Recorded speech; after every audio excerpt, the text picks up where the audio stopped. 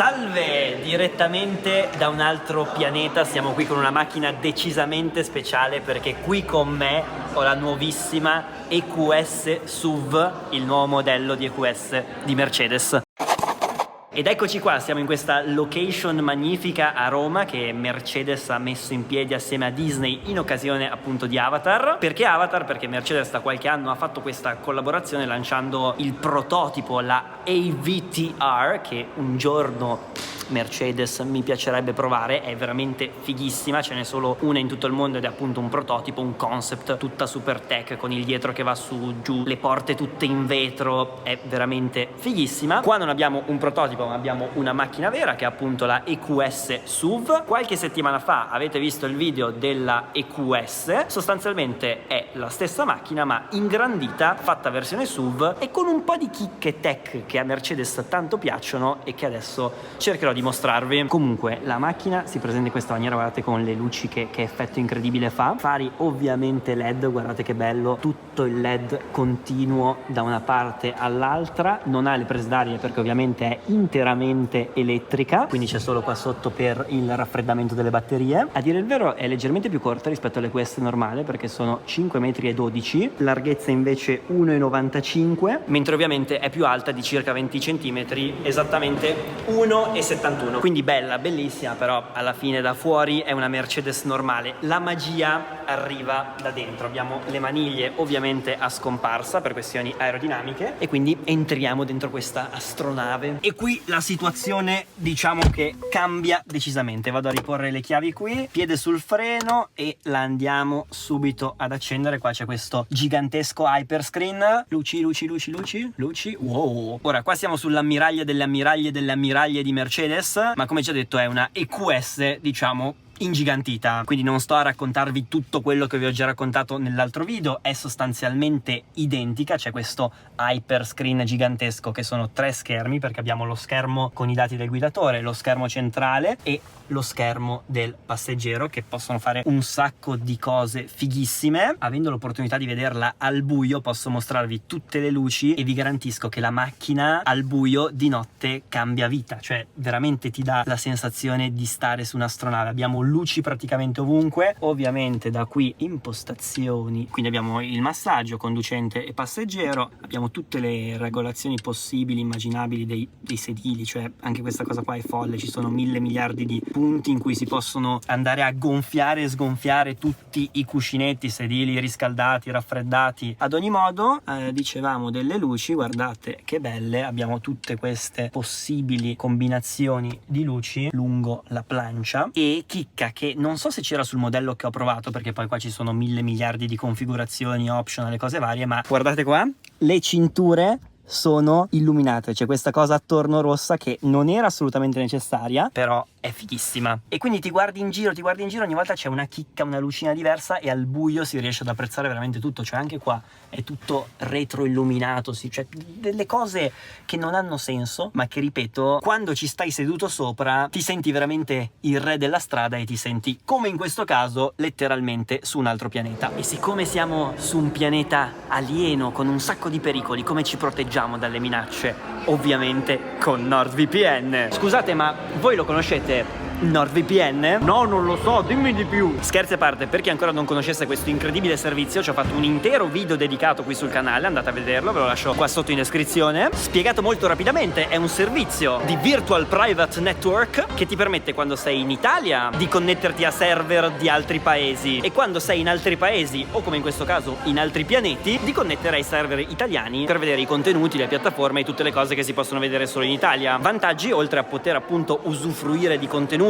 o magari verificare offerte, prezzi e cose vantaggiose, è che si ha una maggiore sicurezza, soprattutto quando si utilizzano wifi pubblici o connessioni poco sicure, e in più, grazie alla Threat Protection, si ha proprio questa sicurezza aggiuntiva quando si naviga online contro tracker e virus di ogni tipo. E se ancora non ce l'avete, questo è il momento migliore per farlo perché c'è una super offerta natalizia. Infatti potrete avere NordVPN, l'antivirus e il blocco dei tracker più 4 mesi gratuiti ad uno sconto super esclusivo. Vi basterà andare a questo link che vi lascio ovviamente qua sotto in descrizione. Detto questo, torniamo alla nostra macchina. A proposito di luci, tra l'altro, una chicca che ho notato: quando si usa l'assistente vocale Mercedes, se io dico "Ehi Mercedes", praticamente di qualcosa lì appare la luce. Puoi ripetere ancora una volta? E in base a quanto parla Mercedes, vedi, si muove, capito? Quindi hanno cercato di dare in qualche modo un'anima. Il vedere qualcosa che interagisce in base alla tua voce, in base a quello che ti dice, sembra una cavolata, però è quella chicca che piano piano avvicina la macchina, in questo caso, a essere più una compagna che non un pezzo di ferraglia che ti porta in giro, che detta così sembra romanticissima, però ripeto, è un'altra chicchettina in più che quando la vedi dici: bravi Mercedes, mi siete piaciuti molto. C'è stato un errore. Funziona non benissimo, possiamo dirlo. Come vi ho detto nell'altro video, capisce ma non benissimo. Chiaro che non è a livello di Alexa, non è a livello di Google Home, non è a livello di tutti gli altri assistenti vocali, però figo. E rispetto alle prime Mercedes che ho provato tempo fa, devo dirvi che anche questo Hey Mercedes funziona. Brava, non ti voglio più sentire, grazie. Mi dispiace ma non posso aiutarti. Detto questo, ve l'ho già mostrato l'altra volta, ma ve lo rimostro. Tettuccio che si può andare a chiudere, aprire, chiudere, sì, così, vedete, con lo swipe si chiude. Io direi che possiamo scendere, così vi mostro il dietro. Wow, mi sembra veramente di essere nel futuro, anche perché siamo in questa location incredibile tutta a tema Avatar. Diciamo che se davanti non cambia un granché, dietro la situazione cambia, perché essendo 20 cm più alta abbiamo veramente tanto spazio in più, ma soprattutto questa era una cosa che non era minimamente necessaria, ma c'è. Guardate un po', pure i sedili posteriori sono elettrici, quindi posso andare avanti, posso andare indietro. Se vado indietro totalmente lo spazio è veramente tanto, e posso ovviamente anche andare in avanti e posso andare a inclinarlo anche dietro. Oltre all'inclinazione abbiamo anche i comandi per riscaldarli. In più, in questa configurazione, che è quella full optional, abbiamo i due tablet posteriori che adesso sono spenti perché la macchina nel mentre si è spenta, quindi andiamo ad accenderla. Accendiamo, andiamo a vedere i nostri tablet, quindi andiamo ad accenderli. Mercedes EQ, diciamo che è un bello spettacolo per il passeggero avere un tablet già davanti a lui. Uno fa prima a tenersi un tablet in mano e usare un tablet come tablet, però a tutti gli effetti puoi fare tutto quello che puoi fare dallo schermo centrale. Non so se è prevista la possibilità di guardarsi per esempio un film, perché per ragioni di sicurezza ovviamente sul display centrale, essendo vicino al guidatore, non si può fare. Quindi se Mercedes ha previsto tutta una serie di cose per l'intrattenimento posteriore, quindi se banalmente ci si può guardare dei contenuti, diventano interessanti. Se no, per quanto mi riguarda, sono totalmente inutili. Qua c'è un aux, quindi in teoria si possono connettere delle cuffie, questo è interessante, così ti puoi vedere le tue cose per i cavoli tuoi, però ripeto, non so bene come funzioni. Pure qua sotto abbiamo un piccolo display con tutte le impostazioni della ventilazione. Ci sono gli HDMI, fighissimo.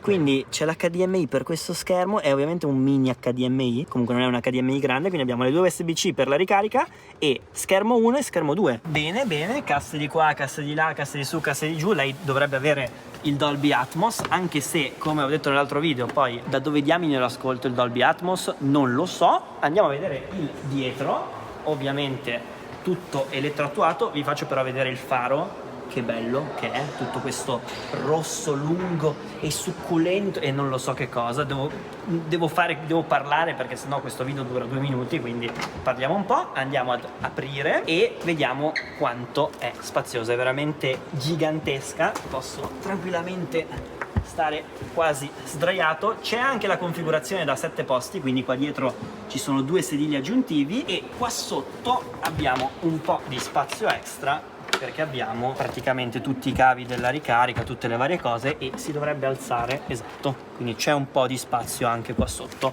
Assolutamente non male, bene bene bene bene. Non abbiamo parlato di potenza, di batteria e di tutto quanto, ovviamente purtroppo non potendola provare non so dirvi molto. 107 kWh di batteria, dovrebbero essere dichiarati fino a 670 km di autonomia, in realtà saranno secondo me sui 500-550, però la situazione è decisamente interessante. Ovviamente è un po' meno rispetto all'EQS, essendo più pesante. Per quanto riguarda il motore, se poi la proverò in strada saprò dirvi, però dalla configurazione base di 360 cavalli arriviamo fino alla configurazione massima che ha ben 544 cavalli, configurazione massima che tra l'altro arriva a 165.000 euro, quindi insomma si fa pagare questo gioiellino, però ripeto siamo al top del top del top. Risaliamo un secondo, vi faccio vedere l'ultima cosa che ha in più rispetto alla EQS normale. Guardate qua, qua nelle impostazioni abbiamo proprio la modalità off-road e da qui abbiamo appunto una serie di modalità specifiche per il fuoristrada, quindi possiamo andare a togliere i sensori di parcheggio, a togliere i controlli vari di trazione. C'è questa che dovrebbe essere una sorta di ridotta e poi possiamo andare a sollevare proprio la vettura. Ora non è un fuoristrada, non è una macchina da fuoristrada, ha comunque 4 ruote motrici, la potenza non ne manca, tecnologia 4MATIC di Mercedes che in modo intelligente adatta appunto la potenza sulle varie ruote. Nessuno la userà mai per fuoristrada, però per andare a sciare o in condizioni non lo so che cosa di pantani o non pantani c'è comunque una modalità specifica per uscirne, cosa assolutamente non male. Concludiamo con un'altra inutile chicca, potremmo star qui a parlare per ore e ore di inutili chicche ed è veramente questo il bello di questa incredibile astronave, di questo capolavoro della tecnologia.